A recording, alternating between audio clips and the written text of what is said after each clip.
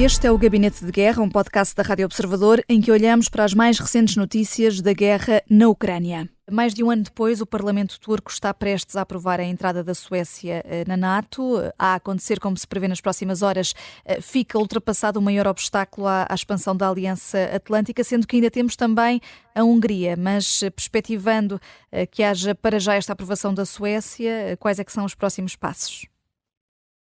Bem, boa tarde.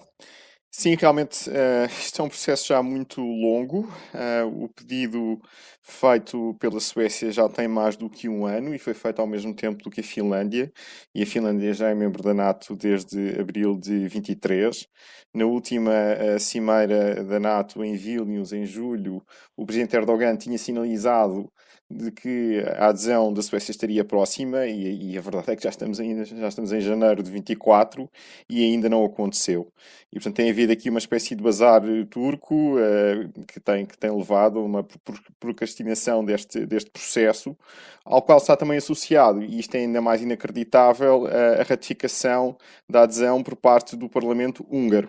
Agora, a Hungria fez sempre depender da Turquia a sua ratificação da adesão da Suécia e, portanto, espera-se que a seguir à ratificação por parte do Parlamento turco seja célere a ratificação por parte da Hungria, embora também tenhamos que esperar por parte de Viktor Orbán, e ele é também, enfim, não seria a primeira vez que o faria, uma tentativa de negociação também da ratificação húngara à adesão da Suécia à NATO. E de resto, Viktor Orbán, entretanto, convidou o chefe de governo sueco a visitar a Hungria e negociar essa entrada na NATO.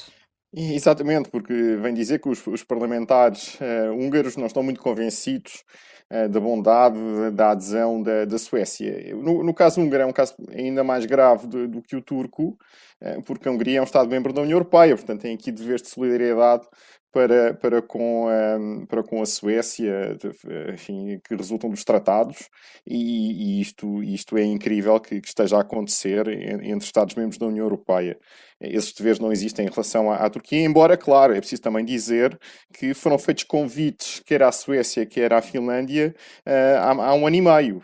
E, portanto, quando é feito um convite a estes Estados para aderirem à NATO e passado um ano e meio ainda estamos a discutir o processo de ratificação, tudo isto diz-nos muita coisa sobre a dificuldade que existe da adesão à NATO quando existem Estados problemáticos dentro da NATO, como é o caso tanto da Turquia como da Hungria, que no fundo, enfim, nós costumamos olhar para a NATO como um clube de democracias, mas enfim, temos aqui autocracias eleitorais tanto na Hungria como na Turquia, e isto manifesta-se neste tipo de situações, não é? Uhum. A mesma pergunta para si, Coronel Mendes Dias. A Suécia pode ser aqui um trampolim, de facto, para a Hungria depois vir a ceder também, ou teremos sempre aqui uma resistência? Boa tarde para si, para o Sr. Professor Francisco Pereira Coutinho. A dizer o seguinte, eu acompanho na generalidade o que já aqui foi dito. Obviamente que a entrada da Suécia, digamos assim,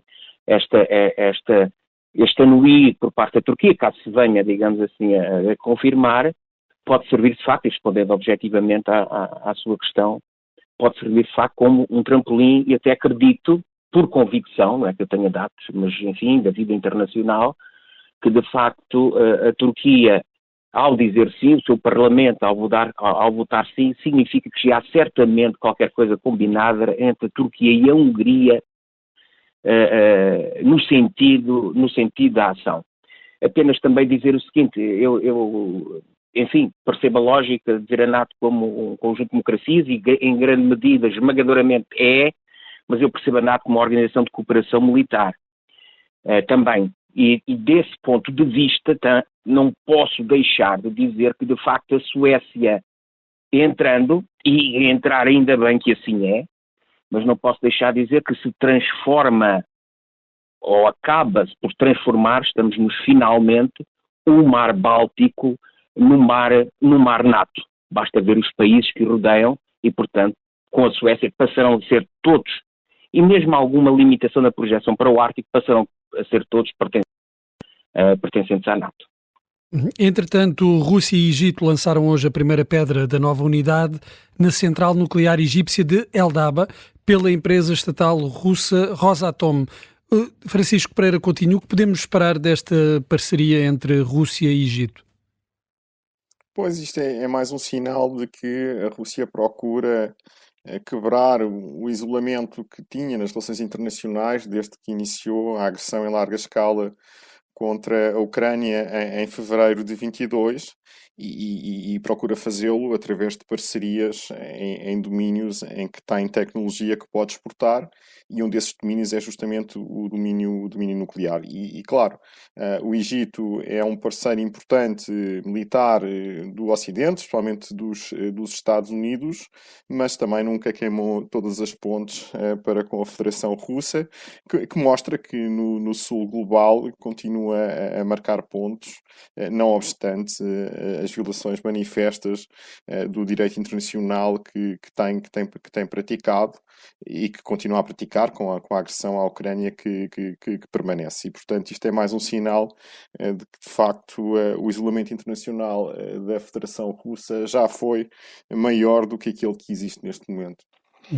A marcar o dia, no teatro de operações, temos um ataque em larga escala com mísseis da Rússia na Ucrânia, incluindo a capital Kiev, e com o Kremlin a dizer que a Rússia não atinge alvos civis. Coronel Carlos Mendes Dias, há alguma evidência disso neste ataque ou antes pelo contrário? Sim, quer dizer, eu julgo que faz as duas coisas, muitas delas estão provadas, outras não, mas de facto atinge, basta ver, atinge alvos civis, atinge alvos militares e atinge alvos civis que, por força do fenómeno da guerra, formam em alvos militares, mas quer dizer, muitos serão, aliás, parece ser evidente que serão alvos civis. Neste caso muito particular, estamos a falar, julgo, de Kiev, Kharkiv e Pavlorad, da maior parte dos casos, do meu conhecimento, mas a confirmar, são locais onde, de facto, estava a tropa russa ou locais de fabrico de mísseis, explosivos e até munições. Mas há uma componente desses objetivos que eu, a esta distância e do que sei, não posso dizer que sejam, de facto, objetivos militares, porque me parece que não são. E, por conseguinte, não pode ser mais objetivo. Dizer também que muitos mísseis foram utilizados.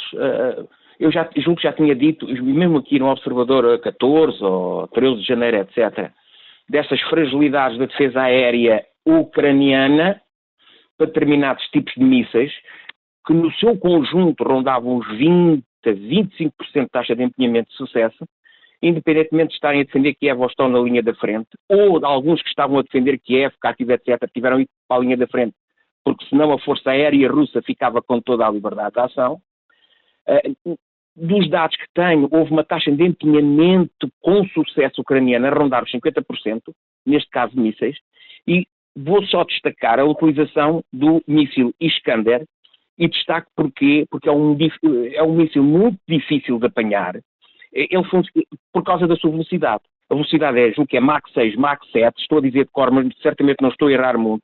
Isto é entre mais ou menos 7.300 km/h a 8.500 km/h, com erros circulares prováveis, conforme os sistemas de guiamento, 5, 7 metros, 2, 5 metros de precisão.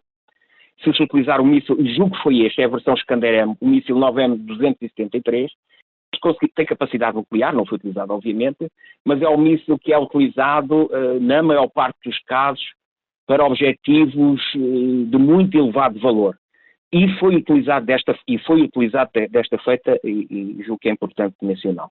O Gabinete de Guerra é um podcast da Rádio Observador, vai para o ar de segunda a sexta, depois do noticiário das 9h30 da manhã, tem nova edição depois da síntese das 4h30 da tarde e está sempre disponível em podcast. Eu sou a Vanessa Cruz.